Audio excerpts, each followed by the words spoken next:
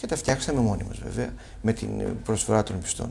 Ως εκ τούτου, μετά από αυτό, δεν έχουμε κάνει άλλη κρούση προς την πολιτεία, γιατί θα πέσει και αυτή στο κενό. Δηλαδή και τόσοι βουλευτές και υπουργοί και αντιπροέδροι της Βουλής που έρχονται στις εκδηλώσεις σας, έρχονται απλώς για να πούνε «Γεια σας, ήρθαμε, θέλουμε τη στήριξή σας», και δεν σας έχει, κανένας από αυτούς δεν έχει κινήσει κάτι για να σας βοηθήσει? Κοιτάξτε, δεν έχουμε προκαλέσει τον πολιτικό. Τι εννοείται προκαλέσει? Δεν έχουμε προκαλέσει τον πολιτικό κόσμο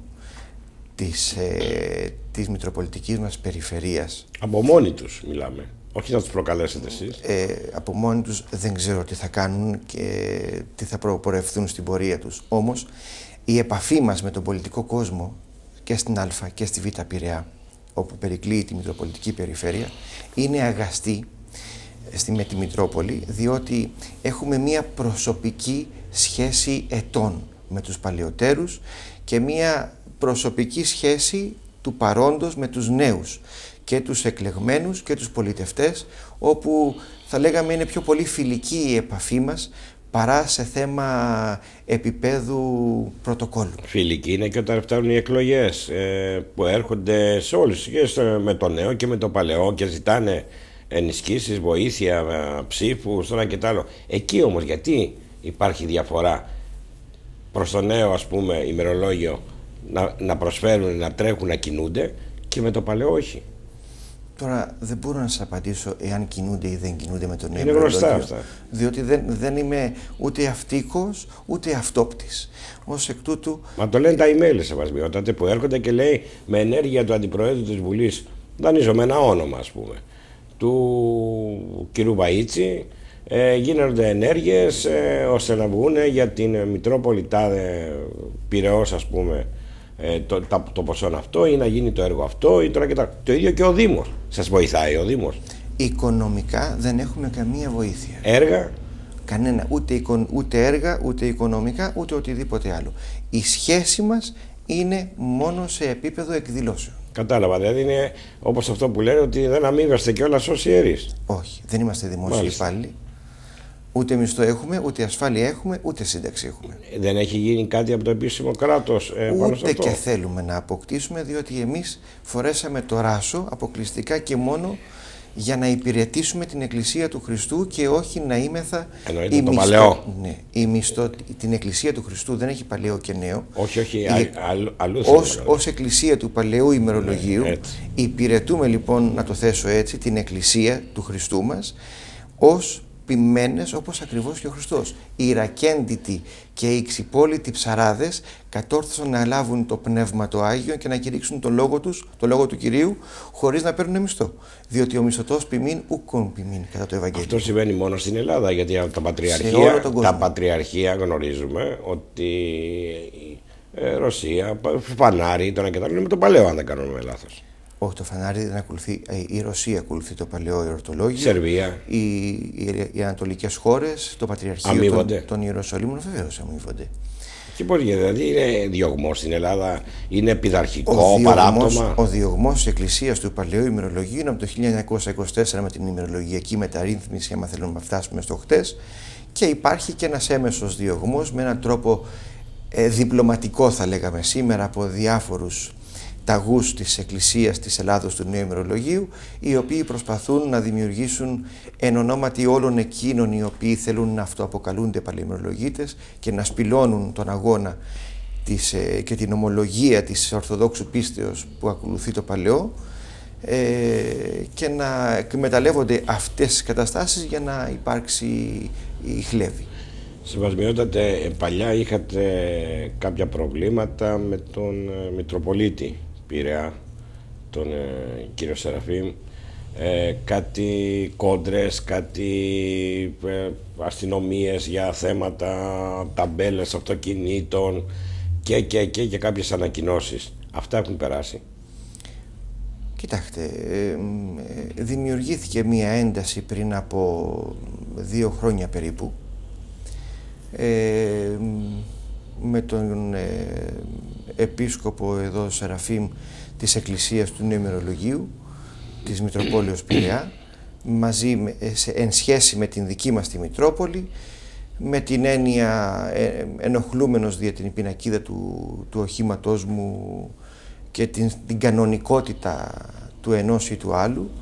Εμείς βέβαια δεν διεκδικούμε σαν Μητρόπολη Πειραιώς και Σαλαμίνος του πατρίου ερωτολογίου, δεν διεκδικούμε ούτε την θέση του κυρίου Σεραφείμ, ούτε τους ναούς του, ούτε την επικοινωνία του με τις αρχές.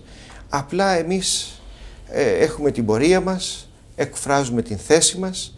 Εκείνος βέβαια εξέφρασε μία αντίθεση η οποία βρίσκεται σε μία εκκρεμότητα δικαστική, η οποία πιστεύουμε ότι με τη βοήθεια του Θεού θα λήξει ειρηνικά.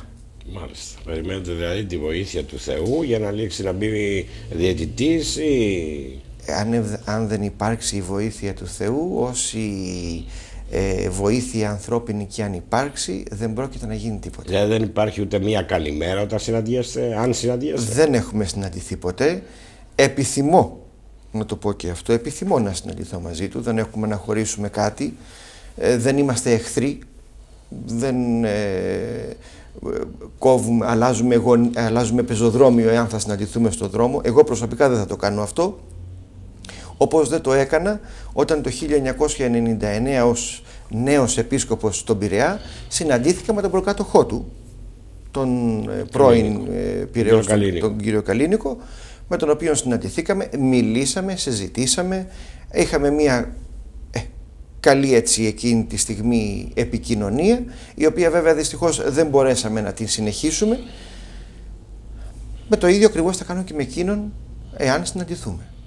Πιστεύετε δηλαδή ότι αυτή τη στιγμή, αν δεν έχετε συναντηθεί ή έχει ξεκινήσει μια κόντρα, είναι κάποιοι οι οποίοι προσπαθούν να κρατάνε σε ένα ρυθμό το νέο με το παλαιό ημερολόγιο για να υπάρχει μια κόντρα? Όλα είναι πιθανά. Μάλιστα. Για πέστε μου, Σεβασμιότατε, είστε Μητροπολίτης Πειραιώς, Σαλαμίνος. Η Μητρόπολη Πειραιά ξεκινάει από το Δήμο της Αγίας Βαρβάρας και τελειώνει με τα νησιά του Αργοζωρονικού. Μάλιστα. Λένε ότι είσαστε ο πιο δραστήριος, βρίσκεστε στη μία, βρίσκεστε εδώ, την άλλη βρίσκεστε στη Χίο, την άλλη βρίσκεστε στην Κρήτη, δηλαδή...